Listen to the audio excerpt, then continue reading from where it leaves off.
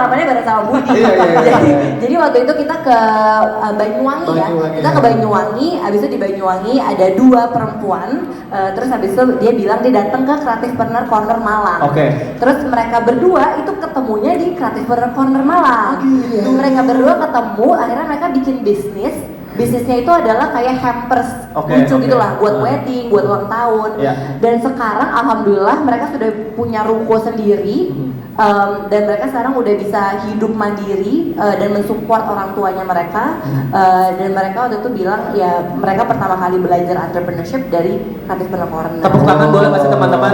Ini benar-benar berjasa banget, berpahala loh. Benar, jadi itu yang bikin energi buat lu tuh ya. Ketemu orang-orang kayak gitu yang bikin jadi energi buat lu. Iya, itu energi yang luar biasa buat gue pribadi dan tim gue juga sih. Jadinya kita semua semangat banget nih gitu untuk datang lagi, untuk menyapa lagi, dan semoga kami bisa memberikan kreatif partner terbaik. Amin.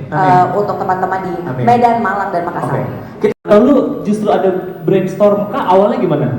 Diajakin kenapa why not?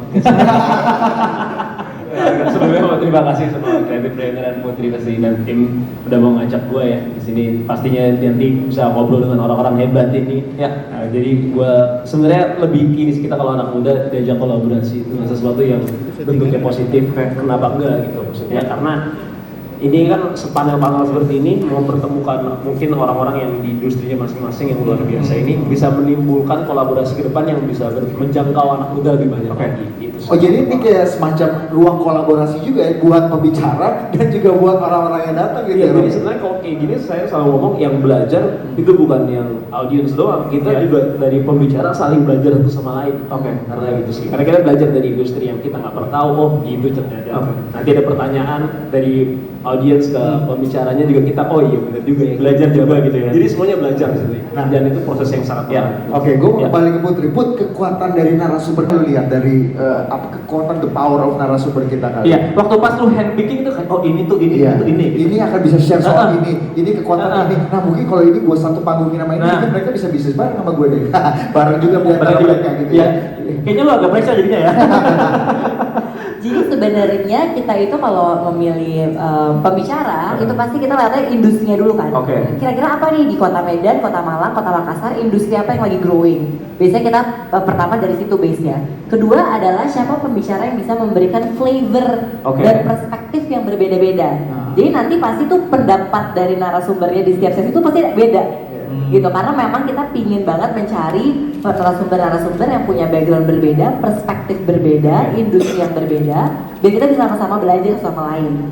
Dan yang terakhir adalah pasti kita pilih adalah narasumber-narasumber yang hebat, yang kita tahu mereka bisa memberikan value atau cerita, baik itu baik atau itu buruk gitu ya. Dan mau willing untuk share experiences dan proses mereka, jatuh bangun mereka sama teman-teman. Rob Linton, apa yang lo ntar kayaknya gue ntar akan sharing tentang ini spesifik. Gue akan share pengalaman gue tentang ini. Udah ada belum yang bisa di-tease sedikit?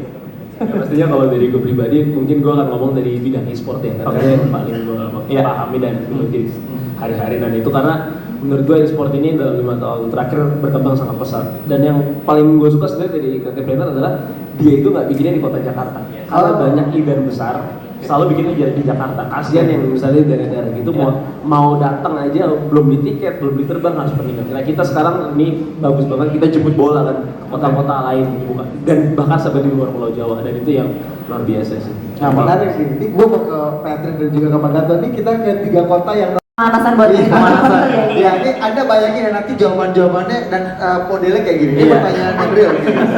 Tapi pastinya nanti aku akan jawab lebih detailnya di kasih ya. Karena tapi basically sebenarnya simpelnya kalau misalkan gagal kapan berhentinya tuh saat badan kita dikasih sinyal sih. Jadi gue merasa kalau misalkan kita udah mencoba yang terbaik, kita udah mencoba sekuat tenaga kita dan mental dan hati kita memberikan kita sinyal, itu kadang-kadang harus didengerin. Detailnya seperti apa, ada kisi-kisinya, saksikan di Creative Partner Corner 2023 pastinya. Berapakah Putri Tanjung pernah gagal dari segi rupiah? Nantikan di sana. Dia akan sebut angkanya pernah gagal berapa, ya kan? Fun ya. Jadi trending topik lagi ya sis. Gua nggak terlalu berani untuk topik ini ya. ancaman buat kita. Oke, Rob, gimana? Tuh, beneran gak sih secuan itu kah? Apakah secuan industrinya kalau mau memulai gitu? Iya. Ini kayak masnya pemain Mobile Legends. Makanya. Rank mythic mungkin aja. Jadi Detail ya Rob ya.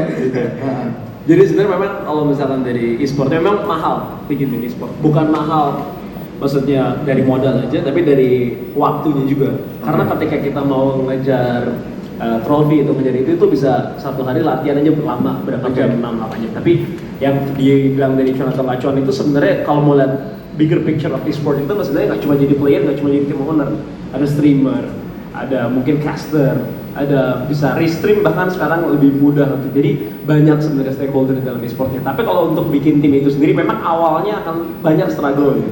Banyak struggle-nya dan harus acceptance juga. Sebenarnya gue cocok gak nih punya tim e-sport atau cocok gak sebagai pro player?